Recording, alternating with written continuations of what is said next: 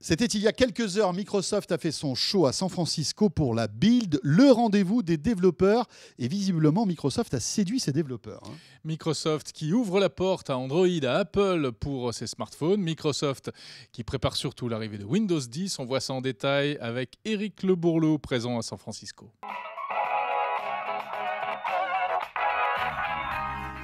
Pour l'instant, ils sont un peu à la traîne, Microsoft, face à Android, par exemple, et son Play Store, avec plus d'un million d'applications, idem pour Apple. Ils sont un peu à la traîne, on va dire, avec son Windows Store, qui a été lancé avec Windows 8, mais qui ne marche pas très bien, et donc ils ont envie de le relancer. Ils ont envie d'aller beaucoup plus loin, et donc ce qu'ils ont fait, et c'est une annonce quand même assez importante, c'est qu'ils ont dit aux développeurs, vous voyez, si vous avez déjà conçu une application pour une autre plateforme, nous, on va vous permettre très facilement de l'adapter pour Windows 10. Autrement dit, si vous avez conçu une application pour Android, eh bien, avec quelques modifications de code, vous allez pouvoir la transformer, l'adapter et la faire tourner sur Windows 10 et tous les appareils qui tourneront sur Windows 10. Principalement pour Android, quand même le téléphone.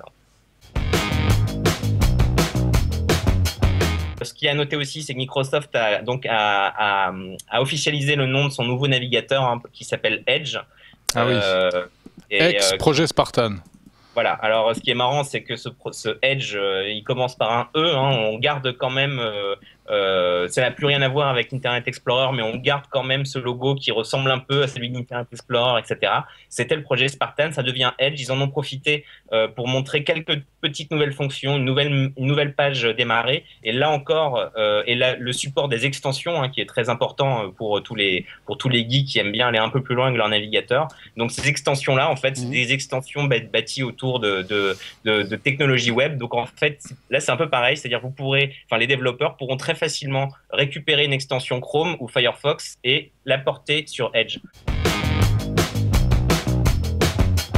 Microsoft a annoncé une fonction qui va permettre, quand vous achetez un Windows Phone, mais plutôt haut de gamme, ce ne sera pas sur tous les Windows Phone, de le faire tourner en tant que PC. C'est-à-dire, vous avez simplement votre téléphone, vous le branchez d'abord par câble, mais ensuite éventuellement sans fil à une télévision. Et là, vous avez une autre interface, une interface d'ordinateur. Vous pouvez connecter une souris, un clavier par Bluetooth à votre téléphone. Et vous avez du coup à la fois un téléphone et un vrai ordinateur. Et c'est pas mal du tout. Il y a plusieurs entreprises qui avaient déjà essayé de faire ça. Et là, ça montre bien qu'en fait, leur application, qui est à la fois une application téléphone et une application Windows classique, ça montre un peu le potentiel de cette application.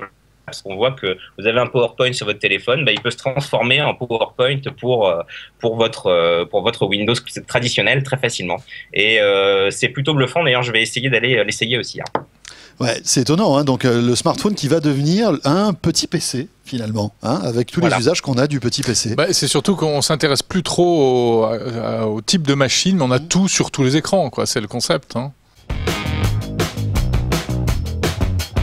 Microsoft est très avancé sur ce projet puisqu'ils ont déjà, là, à la Build, ils en ont ramené des centaines, ils l'ont dit. Ils ont carrément créé une interface Windows pour la réalité virtuelle, ce qui est assez dingue.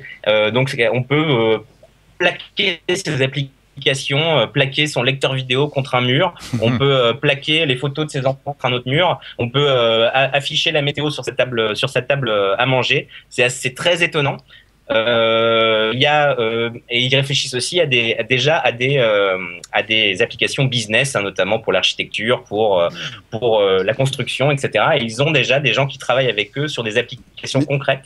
Donc en fait, ce casque HoloLens qu'on a pu un peu penser pour un espèce de gadget et fait pour faire l'effet waouh à la fin d'une conf, en fait, ils sont très sérieux là-dessus et ils pensent vraiment que c'est une nouvelle plateforme d'informatique et que c'est un peu le futur.